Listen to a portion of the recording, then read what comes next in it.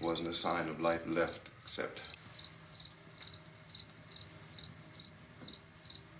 by now there were no more screams. I realized that I was alone with 50 or 60 of those things, just standing there, staring at me. I started to drive. I just plowed right through them. They didn't move. They didn't run or just stood there staring at me. Just wanted to crush them.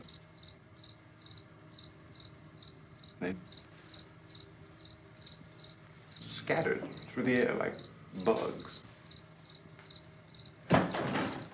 We were riding in the cemetery, Johnny and me. Johnny.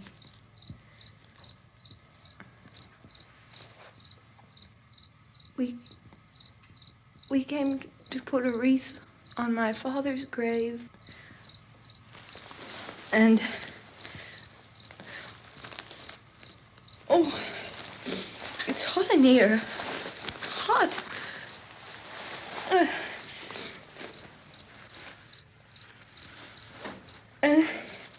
And he said, "Oh, it's late. Why did we start so late?" And I said, "It's hot in here. Hot."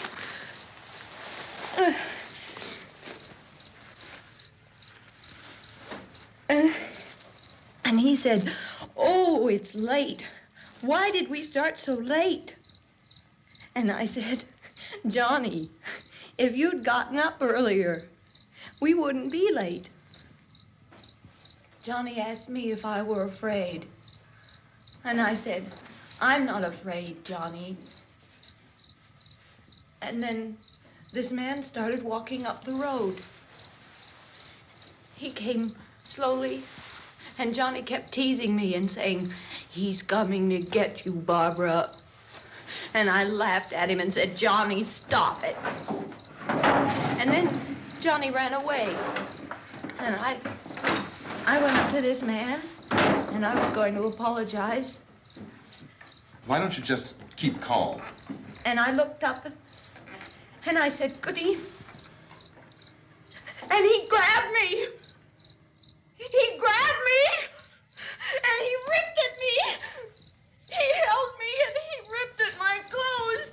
I think you should just calm down. Oh, I screamed, "Johnny! Johnny, help me! Oh, help me!" And he wouldn't let me go. He ripped. And then Johnny came and he ran and he fought this man.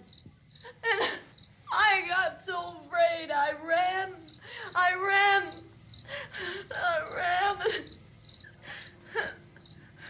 And Johnny didn't come.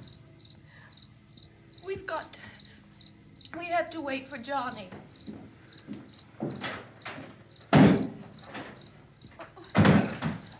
Maybe we better go out and get him.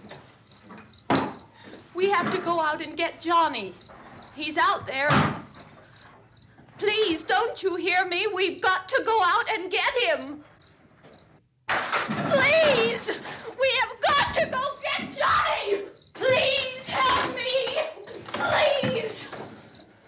Don't you know what's going on out there? This is no Sunday school picnic. Don't you understand? My brother is alone! Your brother is dead. No! My brother is not dead! Oh. Oh.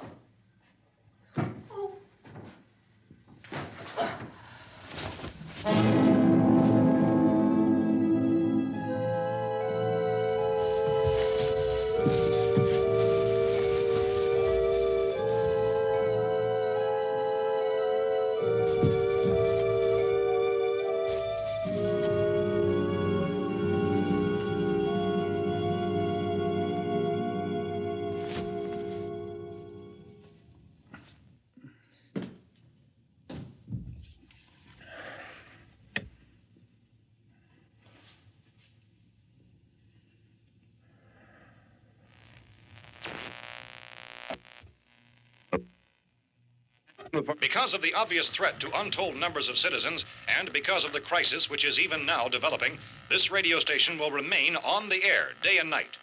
This station and hundreds of other radio and TV stations throughout this part of the country are pooling their resources through an emergency network hookup to keep you informed of all developments. At this hour, we repeat, these are the facts as we know them. There is an epidemic of mass murder being committed by a virtual army of unidentified assassins. The murders are taking place in villages, cities, rural homes, and suburbs with no apparent pattern or reason for the slayings. It seems to be a sudden, general explosion of mass homicide. We have some descriptions of the assassins. Eyewitnesses say they are ordinary-looking people. Some say they appear to be in a kind of trance. Others describe them as being...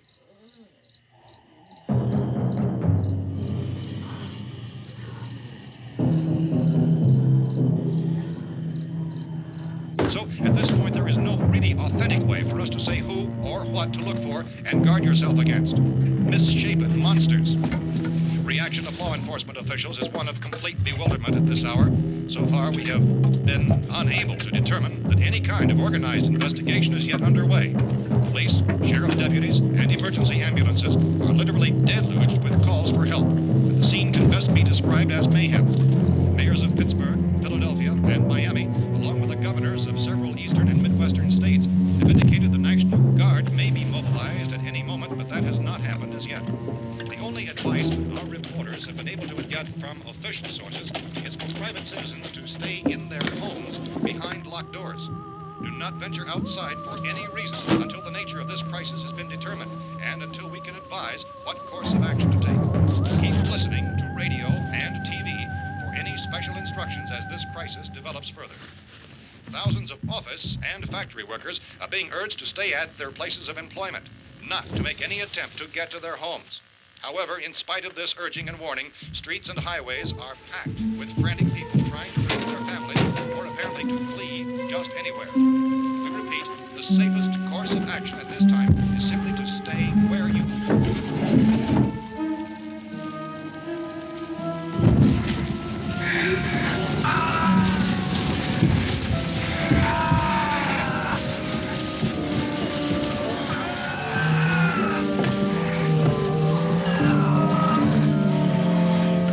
Ladies and gentlemen, we've just received word that the President has called a meeting of his cabinet to deal with the sudden epidemic of murder which has seized the eastern third of this nation. The meeting is scheduled to convene within the hour. Members of the presidential cabinet will be joined by officials of the FBI and joint chiefs behind closed doors. The White House spokesman, in announcing this conference, says there will be an official announcement as soon as possible following that meeting.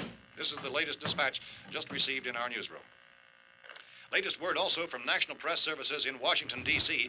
now tells us that the emergency presidential conference, which we've just mentioned, will include high-ranking scientists from the National Aeronautics and Space Administration. That's the extent of this latest bulletin. Repeating, the President, members of his cabinet, the FBI, the Joint Chiefs of Staff, and scientists from NASA within the hour. All radio and TV stations throughout this part of the country, including the one to which you were listening, have joined their facilities in an emergency network to bring you this news as it develops. We urge you to stay tuned to radio and TV and to stay indoors at all costs. Late reports reaching this newsroom tell of frightened people seeking refuge in churches, schools, and government buildings, demanding shelter and protection from the wholesale murder which apparently is engulfing much of the nation. Law enforcement officials are at a loss to explain or, even at this hour, even to theorize about the reasons for this wave of murder. So far, the advice we are able to give the public is summarized by Scientist Chief T.K. Dunmore of Camden, North Carolina, who's quoted as saying, quote, "Tell the people, for God's sake, to get off the streets. Tell them to go home and lock their doors and windows up tight.